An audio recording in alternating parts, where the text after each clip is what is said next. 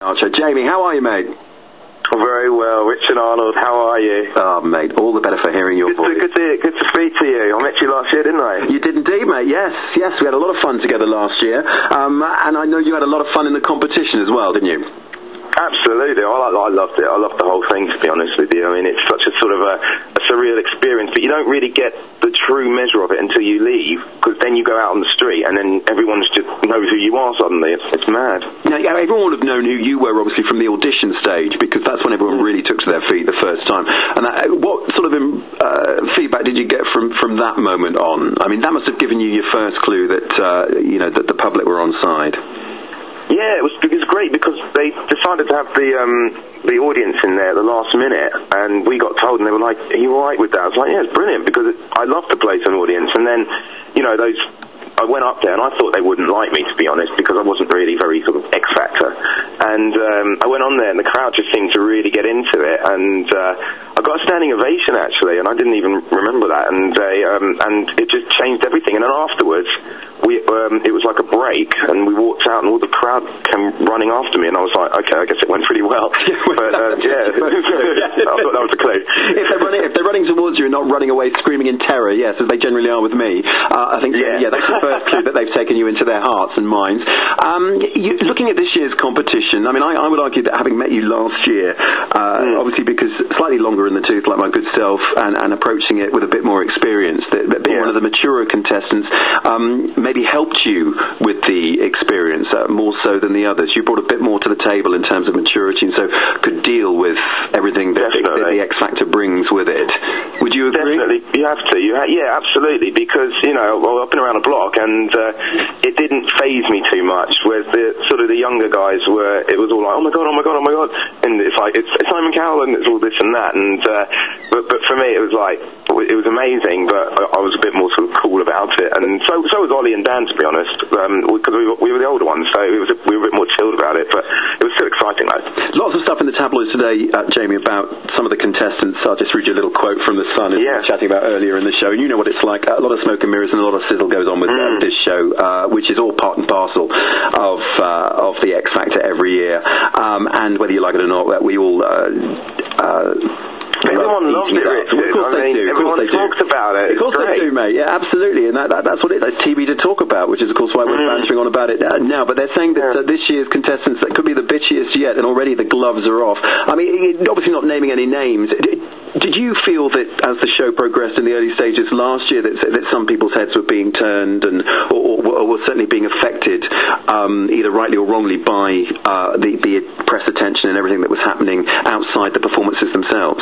Of course. I mean, there were certain people last year that were, getting a hard time or whatever, and it's really hard for you because you're in the house and you're watching these people go, oh my god, everyone hates me or whatever, or they're not on my side, and it does affect you. Of course it does, and but you sort of crack on, really. The bitch is dead, is that what they're saying? That's what they're saying, mate. Yeah, indeed. Well, it's quite an eclectic bunch. I mean, I would argue that yourself, you stood out quite a bit last year, of course, from the very beginning. And it's quite an eclectic bunch of contestants we've got this year. I mean, having seen, I'm assuming you've obviously seen, or at least, if not read the papers, seen the live shows and stuff so far. Who would be your money on? I mean, obviously, we've got a lot of people chatting about Katie, saying that she's not necessarily their favourite. That's an opinion that James Ingham, who's here from the Daily Star on Sunday in the studio with me, that he's inclined to agree with. I think she's got a tough battle, and it's unfair, but she has got a tough battle. But I think my money,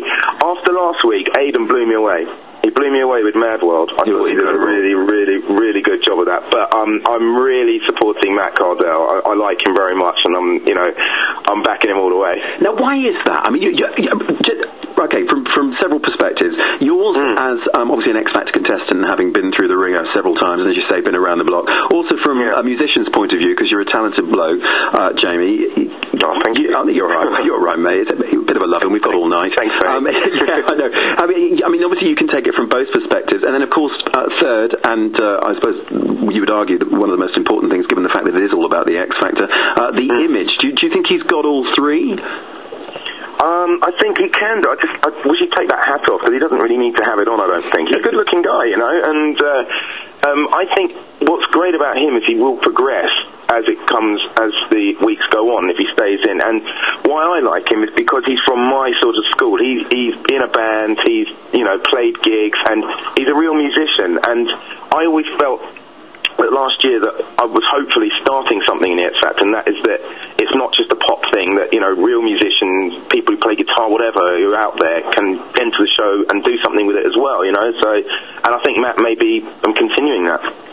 Looking at a character who's just taken to the stage now on the X Factor tonight, I'm in agreement with you there, Jamie. Certainly, you know, it should be about the music, but as always, it is about the set pieces and the performances on the night. And Storm Lee has just taken to the stage now. He built a city, Starship, last week. Yes, he did, on Rock and Roll. On Rock and Roll, indeed. We've all tried to do that once or twice. Do you think he succeeded? I don't know. I mean, it's not really my cup of tea, to be honest. But I mean, he really, really wants it, and I think I'm not sure about the changing the hair colour thing and all that. And I think he needs to. I think he's got a really good voice. I think he needs to chill out a little bit and maybe not try too hard, because people won't respond to it. I just think he needs to kind of stand there and sing a song and just be him and let people like him and not do too much crazy stuff on stage. Not do too much crazy. I don't think he's going anywhere yet. You don't think he's going anywhere yet? Okay, well, I guess the judges will be the judges. In fact, they're judging him as we speak. I think he did a bit of Bruce Springsteen tonight. We'll have a little clip for you guys at home from tonight's X Factor with Storm Lee performing. And I think he's dyed his hair again. Obviously, I think he might be teaming with Cheryl. Really. I think he's teaming with Cheryl, because obviously she's changed the nature of her vibrant and glossy barnet this evening as well. It was all over the papers today. Your final three then, Jamie, if I can push you for that, mate. We'd love to talk to you closer to Christmas, of course, and get your verdict nearer the time. But James in the studio here, he's got it down to, I mean, it's very early days, but he's putting his money where his mouth is. Rebecca, Matt, and One Direction. That's the three. What have you got to give us, Jim? Okay, my top three. One Direction will definitely be there, no doubts about that. Yeah. I'm going to put Cher in there, and I'm going to put Rebecca in there.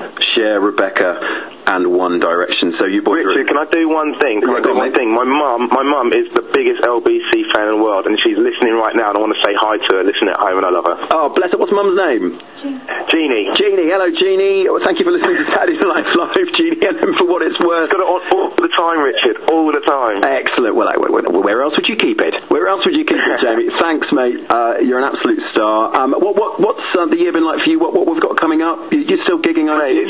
It's fantastic. I'm on the way to a show at the moment I'm doing in Norwich, and then I'm off to Colchester to do a nightclub there, Escape I think it's called, and I'm in the studio at the moment writing and recording my first album, and it's going to be really, really great, strong anthemic rock tunes, and everyone should follow me on Twitter, obviously Jamie Afro, and Facebook on Jamie Afro and everything, but it's going to be a great album. I'll get you a copy. Excellent. Make sure you do, and we'll keep in touch, and love to Jeannie as well. Thanks for keeping it here at LBC 97.3. That's